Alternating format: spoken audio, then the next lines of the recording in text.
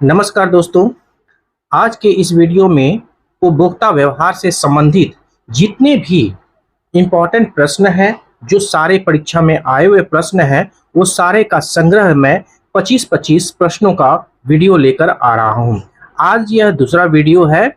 इसके पहले भी मैंने पहला वीडियो उपभोक्ता व्यवहार से संबंधित प्रश्नों का जो है वो 25 प्रश्नों का सेट मैं जो है वो अपलोड कर चुका हूँ। आज यह दूसरा वीडियो है और जितने भी प्रश्न हैं वो सारे प्रश्न जो है मैं एक एक करके अपलोड करता जाऊंगा।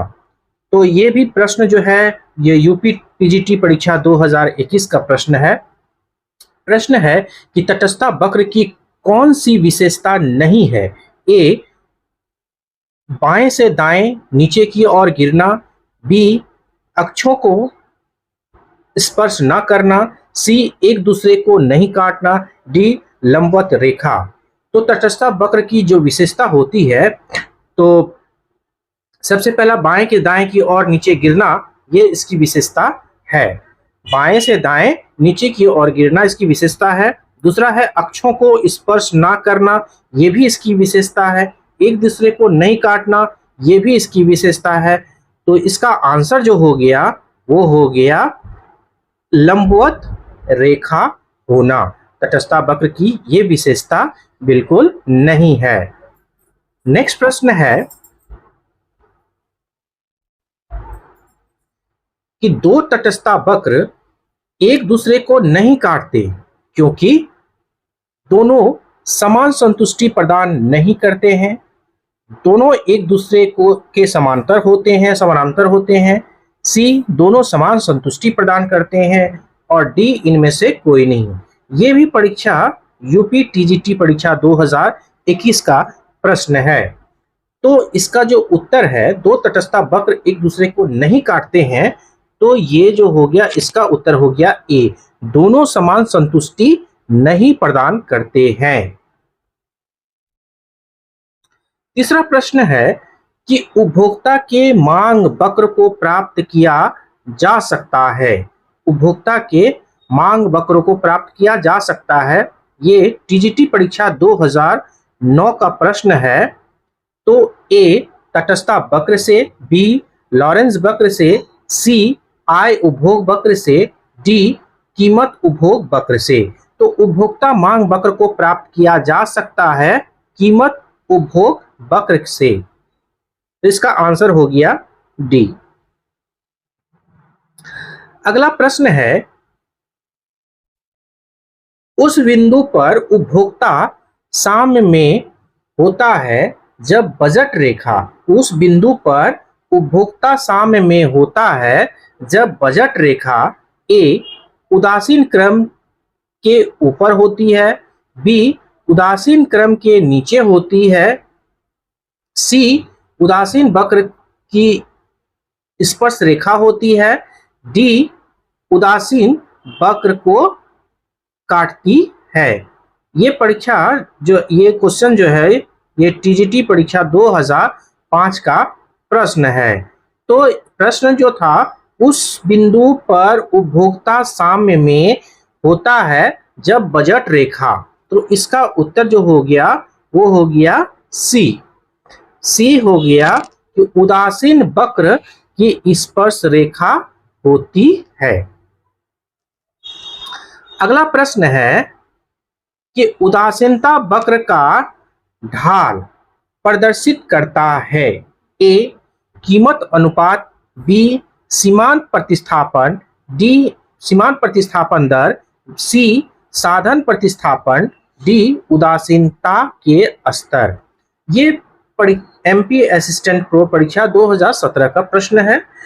तो उदासीनता वक्र का ढाल प्रदर्शित करता है सीमांत प्रतिस्थापन दर। इसका उत्तर जो हो गया वो बी हो गया, सीमांत प्रतिस्थापन दर। अगला प्रश्न है कि एक तटस्थता वक्र पर दो वस्तुओं के मध्य प्रतिस्थापन की दर मापी जाती है। ए, एमआरटी द्वारा, बी, एमआरटीएस द्वारा, सी, एमआरएस द्वारा, या उपयुक्त सभी। ये प्रश्न जो है राजस्थान टीजीटी परीक्षा 2015 का प्रश्न है और इसका उत्तर हो गया सी, MRC द्वारा। अगला प्रश्न है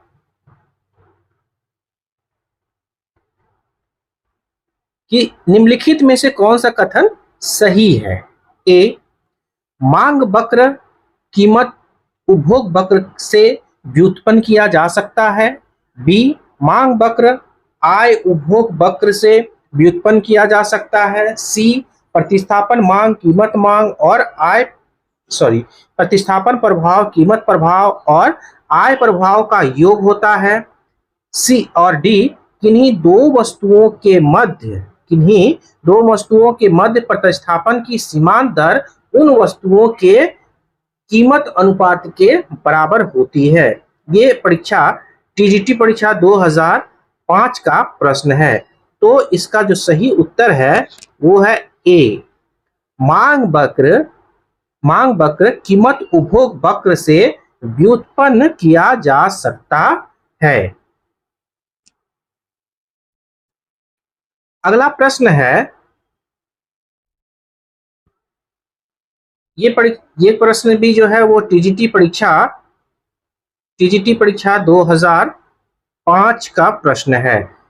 प्रश्न है कि कोई मांग फलन x बराबर k बटे p दिया गया है, जहां k जो है वो स्थिरांक है, तो इसकी मांग की लोच क्या होगी। तो a सदैव एक से कम, सदैव एक से अधिक या अनंत। तो कोई मांग फलन अगर k 1/p दिया गया है तो और k जहां स्थिरांक है तो इसकी मांग की लोच सदैव एक होगी। नेक्स्ट प्रश्न है कि एक मांग रेखा पर ऊपर से नीचे की ओर जाने पर मांग की लोच घटती जाती है, बढ़ती जाती है, अपरिवर्तित रहती है या निश्चित रहती है। ये परीक्षा जो है, ये प्रश्न जो है वो टीजीटी परीक्षा 2011 का प्रश्न है। तो प्रश्न था कि एक मांग रेखा पर ऊपर से नीचे की तरफ जाने पर मांग की लोच जो होगी वो होगी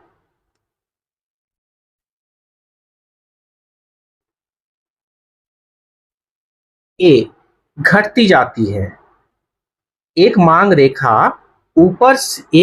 रेखा जब ऊपर से नीचे की ओर की तरफ जाती है तो मांग की लोच क्या होती है, घटती जाती है। अगला प्रश्न है कि प्रसिद्ध हीरा पानी विरोधाभास किसने दिया। ए, एडम स्मिथ ने, बी, जे.एस. मिल ने, सी, मार्शल ने, डी, एजबर्थ ने। ये प्रश्न जो है एमपी असिस्टेंट प्रो परीक्षा 2017 का प्रश्न है और इसका उत्तर है ए, एडम स्मिथ। प्रसिद्ध हीरा पानी विरोधाभास जो है वो एडम स्मिथ ने दिया है। अगला प्रश्न है, अभी हमने देखा हीरा पानी विरोधाभास किसने दिया था, एडम स्मिथ ने।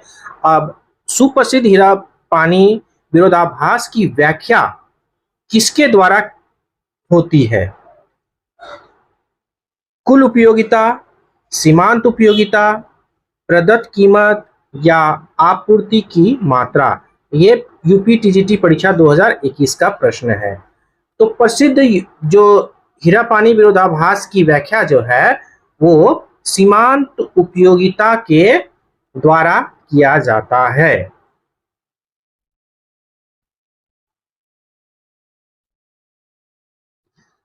अगला प्रश्न है, दुर्लभता एक दशा है जो विद्यमान होती है जब वस्तुओं की मांग स्थिर रहती है, उत्पाद के लिए अधिक मांग होती है, एक उत्पाद की संपूर्ण मांग को पूरा करने हेतु संसाधन पर्याप्त मात्रा में नहीं है या उपयुक्त सभी। ये उत्तराखंड जीआईसी परीक्षा 2018 का प्रश्न है। और इसका उत्तर है सी। दुर्लभता एक दशा है जो विद्यमान होती है जब एक उत्पाद का संपूर्ण मांग को पूरा करने हेतु संसाधन जो है वो पर्याप्त मात्रा में नहीं होते हैं। अगला प्रश्न है कि उपयोगिता एक मनोवैज्ञानिक विचार है। उपयोगिता एक मनोवैज्ञानिक विचार है, इसलिए इसकी ए गणनावाचक माप की जा सकती है, बी गणनावाचक माप नहीं की जा सकती है, सी क्रमवाचक माप नहीं की जा सकती है, डी तुलनात्मक माप के साथ गणनावाचक माप की जा सकती है। ये पीजीटी परीक्षा 2013 का प्रश्न है। तो उपयोगिता एक मनोवैज्ञानिक विचार है, इसलिए इसकी गणनावाचक माप नहीं की जा सकती है। अगला प्रश्न है कि तटस्थता वक्र विश्लेषण आधारित है। तटस्थता वक्र विश्लेषण आधारित है ए गणनावाचक उपयोगिता दृष्टिकोण, बी क्रमवाचक उपयोगिता दृष्टिकोण, सी ए और बी दोनों उपयुक्त में से कोई नहीं। तो इसका सही उत्तर है बी क्रमवाचक उपयोगिता। क्रमवाचक उपयोगिता दृष्टिकोण तटस्थता वक्र विश्लेषण आधारित है क्रमवाचक उपयोगिता दृष्टिकोण। ये राजस्थान टीजीटी परीक्षा 2015 का प्रश्न है। अगला प्रश्न है निम्न में से किसने उपभोक्ता व्यवहार की गणनावाचक उपयोगिता अवधारणा का प्रतिपादन किया था। A Alfred Marshall, B J R Hicks, C J A Schumpeter, D R G D Allen. ये राजस्थान टीजीटी परीक्षा 2015 का प्रश्न है और इसका उत्तर है ए अल्फ्रेड मार्शल। उपभोक्ता व्यवहार की गणनावाचक उपयोगिता की जो अवधारणा है वो अल्फ्रेड मार्शल ने दिया था। अगला प्रश्न है कि गणनावाचक उपयोगिता सिद्धांत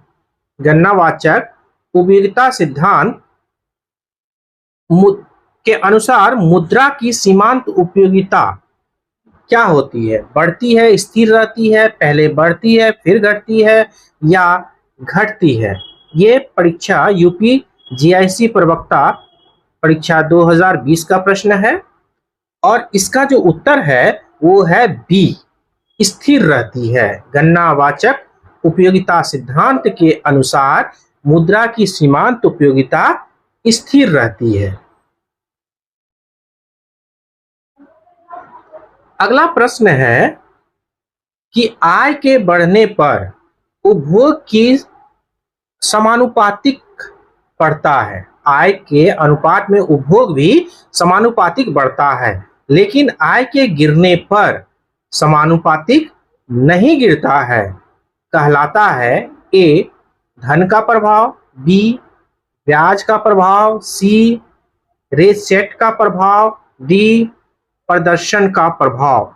तो इसका जो सही उत्तर है वो है सी, रेचेट का प्रभाव। उत्तर हो गया सी, रेचेट का प्रभाव। अगला प्रश्न है कि यदि एक वस्तु की कीमत बढ़ती है तब आय प्रभाव ए प्रतिस्थापन प्रभाव को मजबूत करता है यदि वस्तु सामान्य है, बी प्रतिस्थापन प्रभाव को निष्प्रभावी करता है यदि वस्तु निष्कृष्ट है, सी ए एवं बी दोनों, डी उपयुक्त में से कोई नहीं। तो इसका जो सही उत्तर है वो है सी, दोनों। ए और बी दोनों प्रतिस्थापन प्रभाव को मजबूत करती है यदि वस्तु सामान्य है, प्रतिस्थापन प्रभाव को निष्प्रभावी करती है यदि वस्तु निष्कृष्ट है। ये उत्तराखंड जीआईसी परीक्षा 2018 का प्रश्न है। अगला प्रश्न है कि सामान्य पदार्थ एवं श्रेष्ठ पदार्थ के लिए आय प्रभाव सदैव ए शून्य होता है, बी ऋणात्मक होता है, सी धनात्मक होता है, डी उपयुक्त में से सभी होता है। ये पीजीटी परीक्षा 2003 का प्रश्न है और इसका सही उत्तर है सी धनात्मक होता है। सामान्य पदार्थ एवं श्रेष्ठ पदार्थ के लिए आय प्रभाव जो है वो सदैव धनात्मक होता है। नेक्स्ट प्रश्न है कि एक वस्तु जिसके लिए आय प्रभाव धनात्मक हो कहलाती है।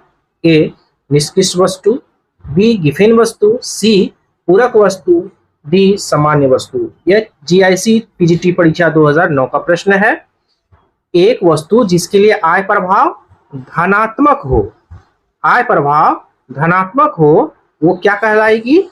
सामान्य वस्तु कहलाएगी। नेक्स्ट प्रश्न है कि प्रतिस्थापन प्रभाव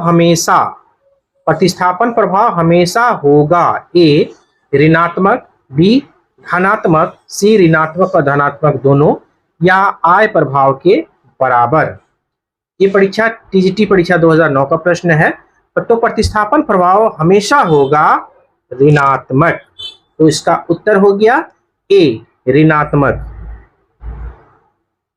अगला प्रश्न है कि किसी वस्तु की सीमांत उपयोगिता का संबंध होता है।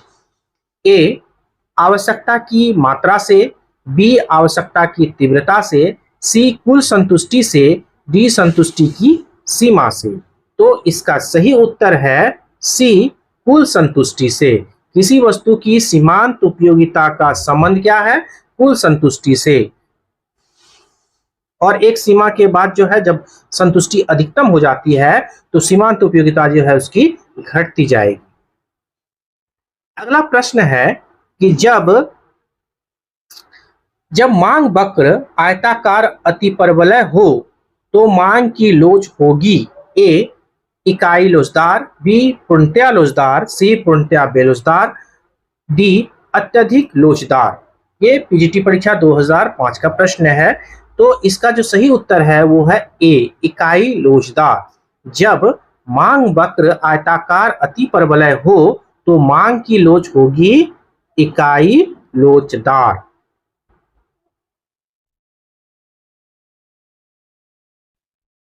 अगला प्रश्न है कि यदि मांग वक्र आयताकार हाइपरबोला हो तो मांग की लोच होगी। ए पूर्णतया लोचदार, बी पूर्णतया बेलोचदार, सी तुलनात्मक लोचदार, डी इकाई के बराबर। यह राजस्थान परीक्षा का जो है वो सेट 2013-14 का है। इसका सही उत्तर है इकाई के बराबर। यदि मांग वक्र आयताकार हाइपरबोला हो तो मांग की कीमत लोच जो होगी वो इकाई के बराबर होगी।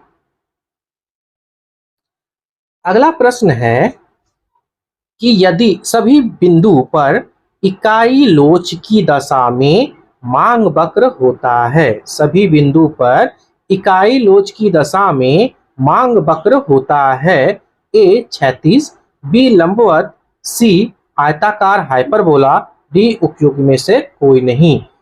ये उत्तराखंड जीआईसी परीक्षा 2018 का प्रश्न है और इसका उत्तर है सी आयताकार हाइपरबोला। सभी बिंदु पर इकाई लोच की दशा में मांग वक्र जो होगी वो आयताकार हाइपरबोला होता है।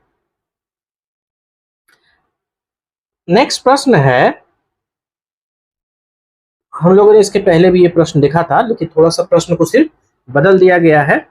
एक आयताकार अतिपरवलय वक्र के लिए मांग की कीमत लोच हमेशा होती है। एक आयताकार अतिपरवलय वक्र के लिए मांग की लोच हमेशा होती है, शून्य, इकाई, अनंत या इनमें से कोई नहीं। यह राजस्थान टीजीटी परीक्षा 2015 का प्रश्न है और इसका उत्तर है इकाई।